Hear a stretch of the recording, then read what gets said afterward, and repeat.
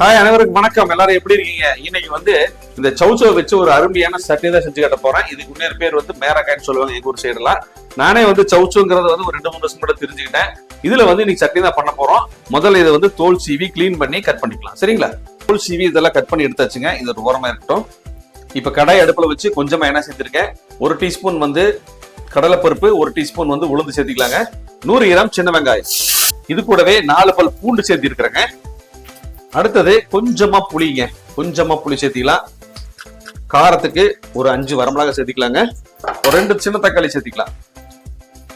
இதுக்கு 1 டீஸ்பூன் வந்து உப்பு சேர்த்திக்கலாம், கல் உப்பு சேர்த்திக்கலாம். இது கூடவே நம்ம நறுக்கி வச்ச சௌச்சோக்காயை சேர்த்திக்கலாம். இந்த சௌச்சோக்காயை வந்து இதுலயே வந்து கிட்டத்தட்ட ஒரு 50% நல்லா வெந்து விட்டுங்க. அப்பதான் நம்ம சட்னி செய்யும் போது டேஸ்ட் நல்லா இருக்கும். அதனால இது நல்லா கிளறி விட்டுறலாம். இந்த சௌச்சோக்காயில பாத்தீங்கன்னா நிறைய பெனிஃபிட்ஸ், நம்ம ஹெல்த்துக்கு தேவையான நிறைய பெனிஃபிட்ஸ் இருக்குதுங்க. நிறைய இருக்கு, சொல்றதுக்கு டைமே பத்தாது. குறிப்பா பாத்தீங்கன்னா சுகர் பேஷண்ட், அப்புறம் வந்து ப்ரெஷர் இருக்கிறவங்க, அப்புறம் வந்து ஹார்ட் பேஷண்ட் இருக்கிறவங்க, இவங்க எல்லாம் வந்து இதை அதிகமா எடுத்துக்கலாங்க. இப்ப வெயிட் லாஸ் பண்ணணும்னு நினைக்கிறவங்க வந்து இந்த காயை எடுத்துக்கலாம். இதுல வந்து லோவஸ்ட் கலோரி தான் இருக்குது. அதனால வந்து நிறைய எடுத்துக்கலாம். நமக்கு உடம்புக்கு ஒன்றும் பிரச்சனை கிடையாது.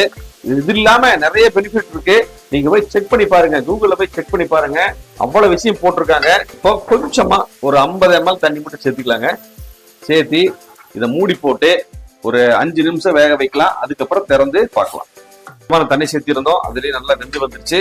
ஃபைனலா ஒரு 1/2 கப் வந்து திருவன தேங்காய், இதையும் சேர்த்து லைட்டா ஃப்ரை பண்ணிக்கலாம்.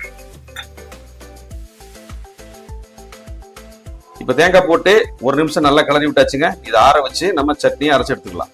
இப்ப பாருங்க, தண்ணி ஊத்தாமே அந்த சட்னி அரைச்சாச்சு. நம்ம ஏற்கனவே அதுல வந்து தண்ணி இருக்கும், அந்த காயில தண்ணி இருக்கிறதுனால அப்படியே அரைச்சாச்சு. இப்ப தாளிப்பு சேர்த்திக்கலாம். அவ்வளவுதாங்க, ஒரு அட்டகாசமான சௌச்சோ காய் சட்னி ரெடி. ஒரு சூப்பரான சட்னி உங்களுக்கு ரெடி பண்ணி காமிச்சிருக்கேன். இதே மாதிரி நீங்களும் ட்ரை பண்ணி பாருங்க. வழக்கமா நம்ம இட்லி, தோசை எல்லாத்துக்குமே வெறும் தேங்காய் சட்னி, புளி சட்னி, தக்காளி சட்னி செய்வோம். இந்த சட்னி செஞ்சு பார்த்துட்டு எப்படி இருக்குன்னு சொல்லுங்க. நன்றி, வணக்கம். அடுத்த வீடியோ பார்க்கலாங்களா? பாய்.